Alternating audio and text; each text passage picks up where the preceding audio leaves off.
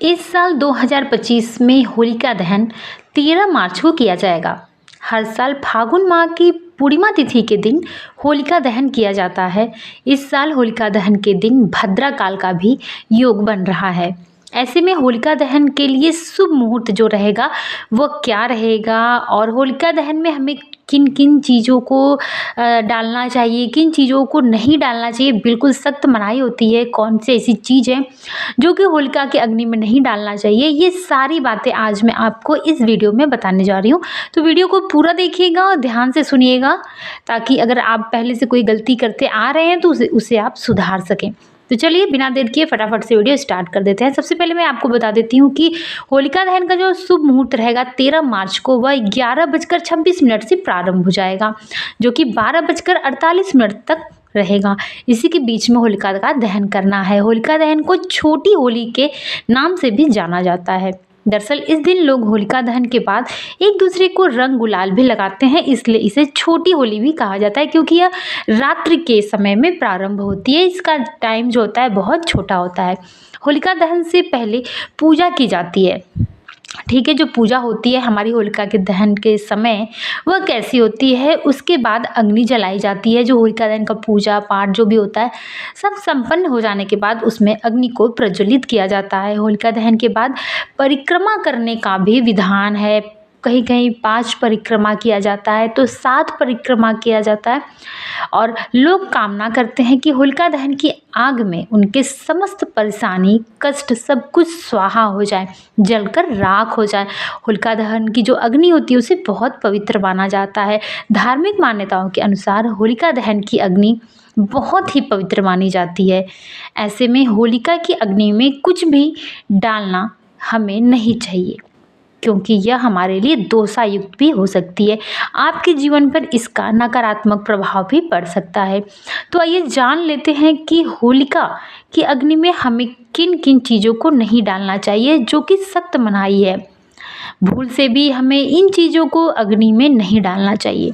होलिका की अग्नि में हमें अपने घर के गंदे फटे पुराने कपड़े, जो भी कचरा हो, वो सब नहीं डालना चाहिए। कहने का तात्पर्य यह है, जैसे हम दिवाली पे सफाई करते हैं तो सारी एक दिन पहले ना सारे जो हमारे घर का कूड़ा होता है हम उसे जला देते हैं। उसी तरीके से होली की भी सफाई करते समय आपको अलग से एक जगह कूड़ेदान के स्वरूप में उसे रख करके जला देना चाहिए। ये नहीं सोचना चाहिए कि हम शाम में या फिर रात्रि में जब होलिका जलेगी उसमें जा कर के डाल देंगे।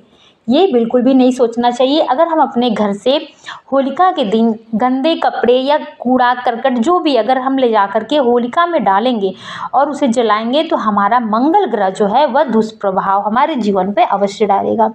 तो अपने मंगल ग्रह को दुष्प्रभावित मत होने दीजिए। आप इस बात के लिए एकदम सावधान हो जाइए।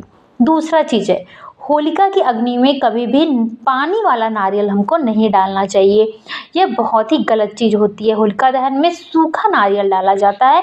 पानी वाला नारियल कभी भी भूल कर भी मत डालिएगा, अन्यथा आपकी कुंडली में जो चंद्रमा की स्थिति है वह खराब हो जाएगी। चंद्रमा ठीक नहीं होने से व्यक्ति को अपने जीवन में कई समस्याओं का सामना करना पड़ता है।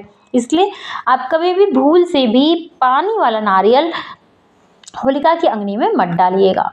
अब तीसरा क्या है, होलिका की अग्नि में टूटे फूटे लकड़ी के सामान जैसे पलंग, सोफा, अलमारी, कूड़ा करकट जो भी घर में रहता है, कभी कभी लोग जाकर के उसमें डाल देते हैं, क्योंकि उसमें लकड़ी इत्यादि डाली जाती है तो वो टहनियाँ होती हैं, पेड़ की साफ सुथरी लकड़ी होती है, हमारे यूज़ किया हुआ सामान नहीं रहता है, वह भी हमें नहीं डालना चाहिए। वरना होता क्या है कि आपके जो घर परिवार पे जो राहु शनि केतु का जो होता है ना, वह अशुभ प्रभाव पड़ने लगता है। इसलिए हमारे घर से जो लकड़ियाँ इत्यादि निकल रही हैं वो भी होलिका में नहीं डालना चाहिए। अच्छा, और चौथी चीज़ हो गई, होलिका की पूजा में लोग घर पर बनाए हुए पकवान भी ले जा कर के उसमें डाल देते हैं। जो भी होलिका के अवसर पर हमारे घर में बनता है, पूड़ी पकवान गुजिया इत्यादि, वह सब ले जा कर के डाल देते हैं। तो अगर आप गुजिया होली की अग्नि में चढ़ा रहे हैं तो ध्यान रखें कि इनकी संख्या 3 नहीं होनी चाहिए। ठीक है। अगर आप जैसे मिष्ठान इत्यादि बनाए हैं और अगर वो ले जा कर के डाल रहे हैं तो उनकी जो संख्या होनी चाहिए ना वो सम होनी चाहिए, विषम नहीं होनी चाहिए, 3 नहीं होनी चाहिए। इस पे आप विशेष रूप से ध्यान दीजिएगा। आप चाहे तो 5 डाल सकते हैं, 5 में कोई मनाही नहीं होती। 5 हो गया, 11 हो गया, 21 हो गया, इस प्रकार से आप डाल सकते हैं। लेकिन ध्यान दीजिएगा कि आप 3 संख्या वाले किसी भी चीज़ को मत डालिएगा।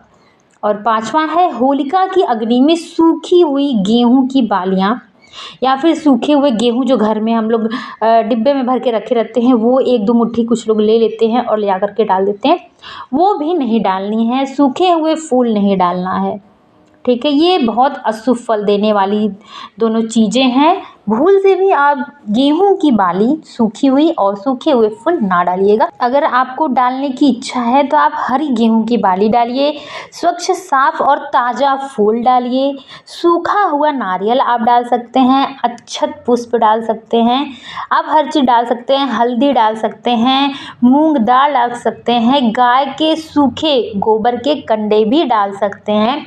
लेकिन जो मैंने अभी बताया है कि जो नहीं डालना चाहिए, वह आपसे निवेदन है कि आप होलिका की अग्नि में ना डालिएगा। अगर आप पूजा पाठ करते हैं पूरे श्रद्धा और मन से तो आपको होलिका की अग्नि को भी पवित्र रखना है और ये इन सब बातों का विशेष रूप से ध्यान रखना है। चलिए मिलते हैं बहुत जल्द ही दूसरे वीडियो में, तब तक के लिए जय माता दी।